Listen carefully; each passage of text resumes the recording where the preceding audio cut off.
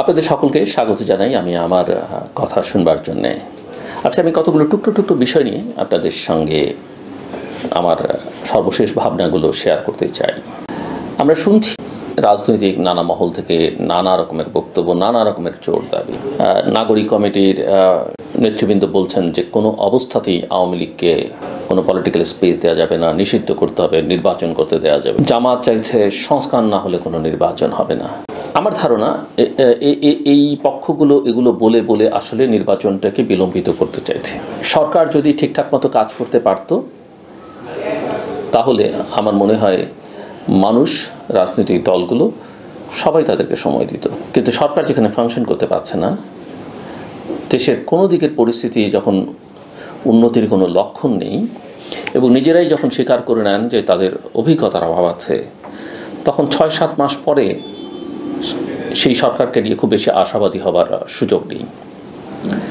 যে কারণে আমি মনে করি এই ধরনের দাবি, এই ধরনের কথাবার্তা আসলে পরিস্থিতিকে ঘোলাটে করবার জন্য, এতে কোনো সমাধান হবে না।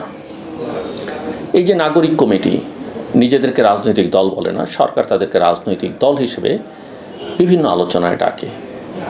নাগরিক কমিটি নিয়ে আমার কোনো সমস্যা নেই। এই ছাত্র নেতৃবৃন্দ বিভিন্ন সময় তাদের ত্যাগ, তাদের অবদান, সেগুলো আমি শ্রদ্ধা করি, সম্মান জানাই।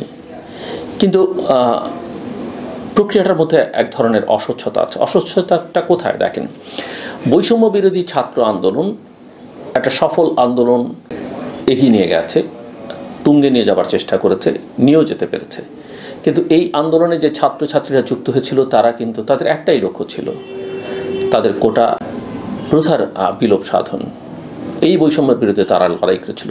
বৈষম্য বিরোধী ছাত্র আন্দোলনের নেতারা যদি সেদিন বলতেন যে আমরা শেখ হাসিনার বিদায় চাই, পদত্যাগ চাই, তাহলে কি এই আন্দোলন তারা এগিয়ে নিতে পারতেন? তারা পারতেন না। এবং এই আন্দোলন তাদের একার আন্দোলন ছিল না। এই আন্দোলন গোটা বাংলাদেশের সকল মানুষের, সকল ছাত্র সংগঠনের, সকল রাজনৈতিক দলের আন্দোলন ছিল, ফ্যাসিবাদ বিরোধী আন্দোলন। কিন্তু তারা কাউকে এখন কৃতিত্ব দিতে চান না।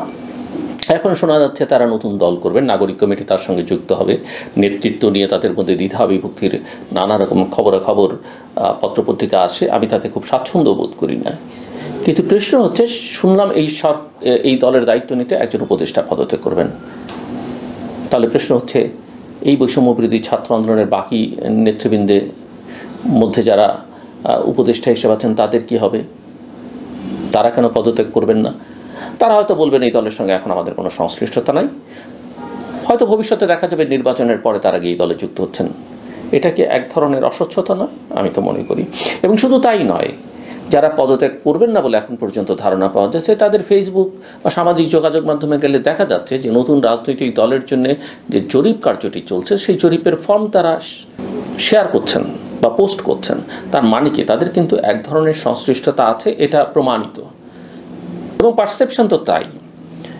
কাজে আমি মনে করি যে এই ধরনের অস্বচ্ছতার মধ্য দিয়ে যে রাজনৈতিক দল গঠিত হবে, সেই রাজনৈতিক দল খুব একটা সুবিধা করতে পারবে না। এটা কিংস পার্টি হিসেবে পরিচিত হবে এবং একই সঙ্গে সরকার নিজে বিতর্কের মধ্যে পড়বে, ইতিমধ্যে বিতর্কের মধ্যে পড়েছে। আরও কতগুলো সমস্যা দেখেন, আমরা ভারতের সঙ্গে সমস্যা দেখি। ভারতের উপর আমাদের রাগ আছে, ক্ষোভ আছে, কষ্ট আছে। তারা অনেক অন্যায় করেছে, বিগত স্বৈর শাসককে অন্ধের মতো সহায়তা সমর্থন দিয়ে। কিন্তু সম্পর্কটা তো স্বাভাবিক করতে হবে। এটা তো আবেগ অনুভূতির বিষয় না, এটা দুটো দেশের মধ্যকার ব্যাপার। সেটা আপনি কিভাবে করবেন?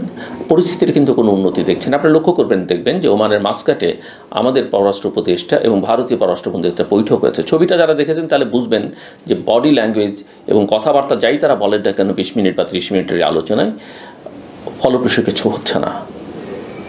দুই দেশ থেকেই সমস্যা আছে এবং আমি মোটামুটিভাবে নিশ্চিত যে এটা নির্বাচনের আগে আর হবে না। আওয়ামী লীগ প্রসঙ্গে জাতিসংঘ যারা শেখ হাসিনার আমলের সমস্ত অপকর্মের চিত্র জাতির সামনে হাজির তুলে করেছে, যারা জুলাই আগস্টে মৃতের সংখ্যা সাধারণভাবে যেটা আমরা বলতাম, গণমাধ্যম যেটা বলতো, সেটা কাছাকাছি দেখেছে, আমাদের সরকার কিন্তু এখনও দেখাতে পারেনি। তারা বলছে যে আওয়ামী লীগকে বাদ দিয়ে নির্বাচন গ্রহণযোগ্য হবে না। আমরা কিন্তু বারবার ভুলে যাই, আমরা সকল সিদ্ধান্ত নিয়ে নিতে চাই, কিন্তু সিদ্ধান্ত গ্রহণের মালিক যে জনগণ, জনগণকে সঠিক সিদ্ধান্ত নেবার এবং ভুল করবার, যদি তারা ভুলও করে সেই সিদ্ধান্ত গ্রহণ করবার যে ক্ষমতা, সেটা আমরা দিতে চাই না। এটা কিন্তু গণতন্ত্র নয়। তাহলে আমাদের সিদ্ধান্ত নিতে হবে যে আমরা গণতান্ত্রিক প্রক্রিয়ায় দেশটাকে চালাতে চাই না। এবং জামায়াতে ইসলামী একটা সুসংগঠিত রাজনৈতিক দল আমি মনে করি।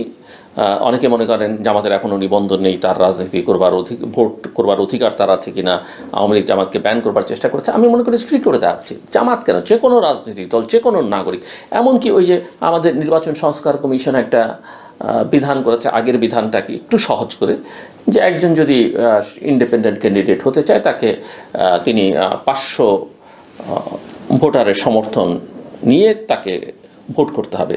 আমি মনে করি এটা ঠিক না। যে ভোট করতে চায় করুক না, আর আমি তাকে ভোট দিব সেটা আমাকে আগেই কেন অফিসিয়ালি ডিক্লেয়ার করতে হবে? হ্যাঁ, আমরা জানি কে কোন দলকে ভোট দেবেন, কে কোন দলের সমর্থক, কিন্তু এর বাইরেও তো নিরপেক্ষ লোক থাকতে পারে। এই কাজটা সে কেন করবে? ভোট তো একটা গোপন বিষয়। তো আমি মনে করি এই জায়গাগুলোতে আমাদের যথেষ্ট নজর দেওয়া দরকার। এরপর আসেন আরও কতগুলো বিষয় আছে যেগুলো আমি মনে করি আলোচনা একটু করা দরকার। আমরা অবশ্যই আমাদের সকলের চাওয়া, জুলাই আগস্টের অপরাধের সঙ্গে, হত্যাকাণ্ডের সঙ্গে যারা জড়িত তাদের দৃষ্টান্তমূলক শাস্তি দিতে হবে। কোনো ধরনের মার্সি নেই তাদের ক্ষেত্রে। লুটপাট করে যারা দেশের টাকা বাইরে নিয়ে গেছে প্রমাণ করেন, বিচার করেন। এমনকি প্রত্যেকটা অপরাধের বিচার করেন, 53 বছরের সকল অপরাধের বিচার করেন, আমার কোনো আপত্তি নেই। কিন্তু সমাজে যে সংহতি, সমাজে যে স্থিতিশীলতা, শান্তি, সেটার দিকেও নজর রাখতে হবে। সেটা যেন ঠিক থাকে, আমি সেই দিকে নজর দেবার জন্য বলবো।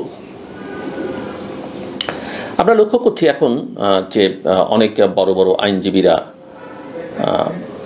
এমনকি বিএনপির আইনজীবীরাও অনেক অপরাধীর পক্ষে দাঁড়িয়ে যাচ্ছেন। আমার বাবা নিজে আইনজীবী ছিলেন, আমার পরিবারের অনেকে আইনজীবী। যে কোনো আইনজীবীর কাছে যে কোনো মানুষ গেলে যদি আশ্রয় চান, আইনি প্রক্রিয়ার লড়াই তিনি বা তারা করতেই পারেন। এটা আইনে বা এটা নর্মসের মধ্যে আছে, যে কোনো মানুষকে আইনি প্রোটেকশন দেয়া। হ্যাঁ, আইনের মধ্যে দিয়ে যদি নির্দোষী প্রমাণিত হবেন, কিন্তু তার পক্ষে এমনকি যে অপরাধী নিজে আইনজীবী নিয়োগ করবার সক্ষমতা রাখে না, রাষ্ট্র বা আদালত কিন্তু তার পক্ষে লড়াই করবার জন্য আইনজীবী দেওয়ার নিয়মও আছে। তারপরেও সমাজে কিছু নিয়ম, কিছু মরালিটি, ইথিক্স, কিছু চক্ষু লজ্জার বিষয় আছে। সেই সব বিবেচনা থেকে আমি অনুরোধ করব, যতটা সম্ভব একেবারে চিহ্নিত দাগী অপরাধীদের পক্ষে আইনজীবীরা যেন একটু দূরে থাকবার চেষ্টা করেন, বিশেষ করে রাজনীতিতে জড়িত আইনজীবীরা। এমনকি ধরেন অনেক অপরাধী আছেন আমাদের প্রশাসনের, এই যে কর প্রশাসন সহ সিভিল অ্যাডমিনিস্ট্রেশনের, নিরাপত্তা বাহিনীর, পুলিশের, অনেকের বিরুদ্ধে অভিযোগ আছে। আমি জানি অনেক ব্যাংক কর্মকর্তার বিরুদ্ধে, কর প্রশাসনের অনেক, রাজস্ব বোর্ডের অর্থাৎ অনেক কর্মকর্তার বিরুদ্ধে।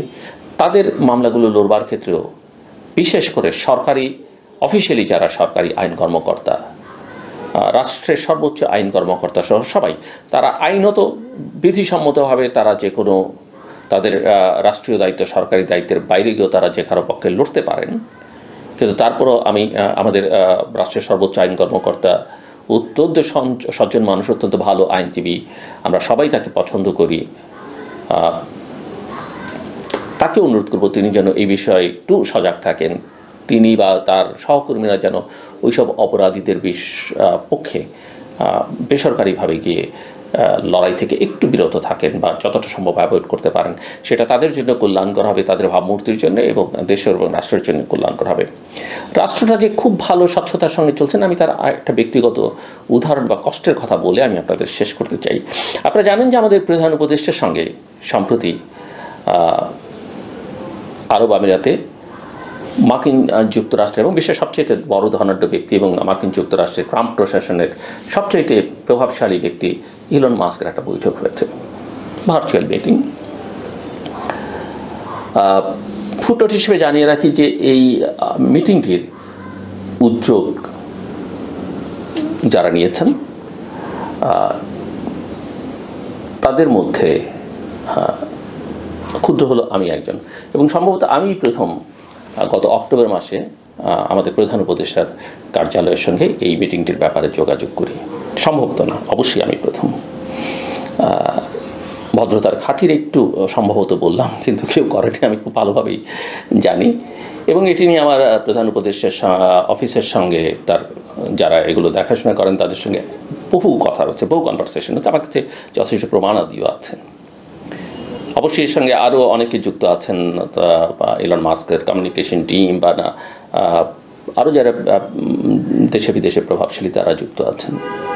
তখন প্রধান উপদেষ্টার কার্যালয় থেকে জানানো হলো যে ইউএস ইলেকশন শেষ না হতে এই বৈঠকটি তারা করতে চান না, ভার্চুয়ালি অবশ্যই। কারণ ইলন মাস্ক খুব উৎসাহী ছিলেন যে প্রফেসর মোহাম্মদ ইউনূসের মতো ব্যক্তি রাষ্ট্রের দায়িত্ব পেয়েছেন, বাংলাদেশের দায়িত্ব পেয়েছেন, তিনি তার সঙ্গে কথা বলতে চান। এরপরে অক্টোবর, নভেম্বর, ডিসেম্বর আমি অনেকবার যোগাযোগ করেছি, আজ কাল পরশু করতে করতে দেখছি দেখা হবে, এখনও সিদ্ধান্ত নেওয়া যায়নি, বৈঠকটি কিন্তু হয়নি। এবং শেষে জানানো হলো যে আমাদের বিডাও ওই বিষয়ে উদ্যোগ নিচ্ছে, ইলন মাস্কের ঢাকায় আনা যায় কিনা, কথা বলা যায় কিনা। এবং এর মধ্যে সরকারের আরও দুই একজন গুরুত্বপূর্ণ ব্যক্তি যুক্ত হয়ে পড়লেন এই প্রক্রিয়ার মধ্যে। এবং শেষে তারা এমন একটা পরিস্থিতি করলেন, আমি খুব ভালোভাবে জানি, এবং আমি এটা আমাদের সাইড থেকে, ইলন মাস্কের সাইড থেকেই জানি, যারা এখানে কমিউনিকেশনটা করছিলেন তাদেরকে এমনভাবে একটা বার্তা দেওয়া হলো বা এমনভাবে আটকে রাখার একটা চেষ্টা করা হলো যে তারা যেন আমাদের বাংলাদেশে আর কারোর সঙ্গে এই বিষয় নিয়ে কথা বলেন না, আমার সঙ্গে না, অন্য কেউ যারা ঘনিষ্ঠ তাদের সঙ্গে, তাদের কারোর সঙ্গে কোনো রকমের যোগাযোগ করবার একেবারেই তারা পছন্দ করলেন না।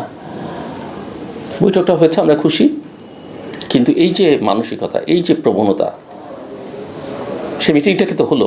এমনকি প্রধান উপদেষ্টার অফিস থেকে আমাকে এটাও বলা হয়েছিল, তার অত্যন্ত ঊর্ধ্বতন একজন কর্মকর্তা আমাকে জানিয়েছিলেন যে বৈঠকটি যখন হবে, নিঃসন্দেহে বৈঠকে আমার থাকবার কোনো কারণ নেই বা এই ভার্চুয়াল মিটিংয়ে আমার যুক্ত হওয়ার কোনো কারণ নেই, কিন্তু আমাকে জানানো হবে।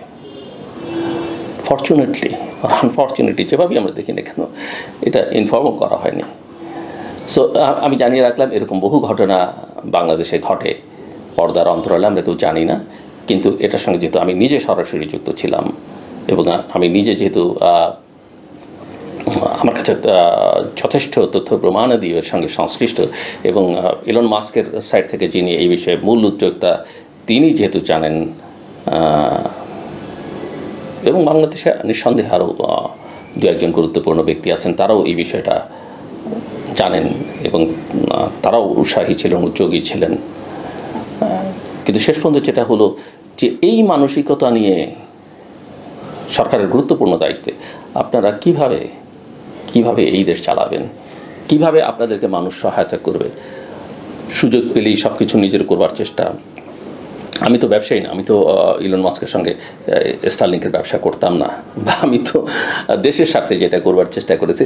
সো আমি এটা বলবার জন্যে, নিজেকে বড় করবার জন্য বা বলবার জন্য আমি জাস্ট কি হয় একটা রাষ্ট্রীয় ব্যবস্থার মধ্যে, রাজনৈতিক ব্যবস্থার মধ্যে, সেটা বোঝাবার জন্য আপনাদের বললাম। আমার কথা শুনবার জন্য আপনাদের অসংখ্য ধন্যবাদ, আপনাদের সবার জন্য শুভকামনা।